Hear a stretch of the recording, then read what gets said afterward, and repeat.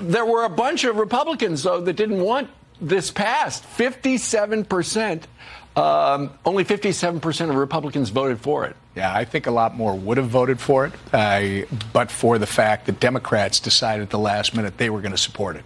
And when that happened, you saw Republicans jumping off.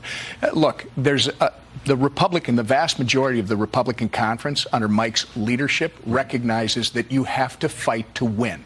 You got to pick those fights where you can actually advance the ball. And what Mike Johnson did yesterday, what the House Republicans did, every Republican should have voted for it, but I'm sure they, worry about how do I go home and explain this? Well, I'll tell you, we broke the Christmas omni. A year ago, we were doing $1.7 trillion just before the holidays that people couldn't Rush even it through, read. don't read it, got to go home. Right.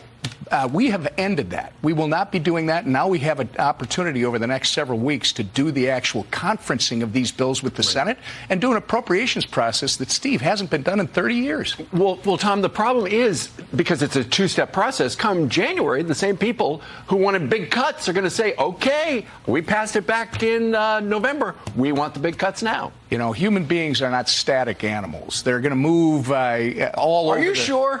I know. I work with them all day. And it's especially in the political sphere. There's a lot of passion. There's a lot of emotion for tightly held beliefs. But I think a lot of the people that voted against it yesterday, it wasn't just they didn't want to take the time to go home and explain why this was necessary to do it this way. It's also because they do not trust the process, even though they trust the speaker. They want to see action. So I think as we move forward with the appropriations process, the way the speaker has designed it, I think you'll get a lot of believers by the time we get to January. Well, let's hope so. The previous speaker, Kevin McCarthy, who lost his job because he worked with Democrats, he was yesterday in the midst of another brouhaha. Did he walk behind Congressman Burchett and give him an elbow in the back? Watch this. Kevin McCarthy walked by and he elbowed me in the kidneys as he walked by. Felt it was on purpose and not an accident. 100% on purpose, man. What are the chances? Did you elbow him?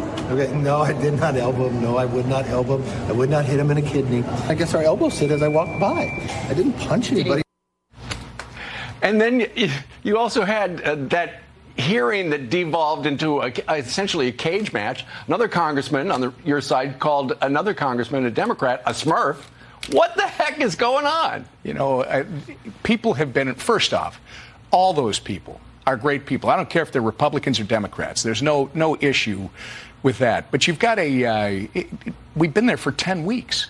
You've had people in the Capitol working at a very high intensity level. So it just boiled over yesterday? I think, look, we're accomplishing things that we set off to do, which we avoided a government shutdown days before it was actually going to hit. When's the last time that's happened? Yeah. And we've got the holiday break, the Thanksgiving break that's coming next week. I would just suggest, Steve, it couldn't be at a better time. No kidding. He is the House Majority Whip. Tom, thank you very much. Thank you, Steve. You know what?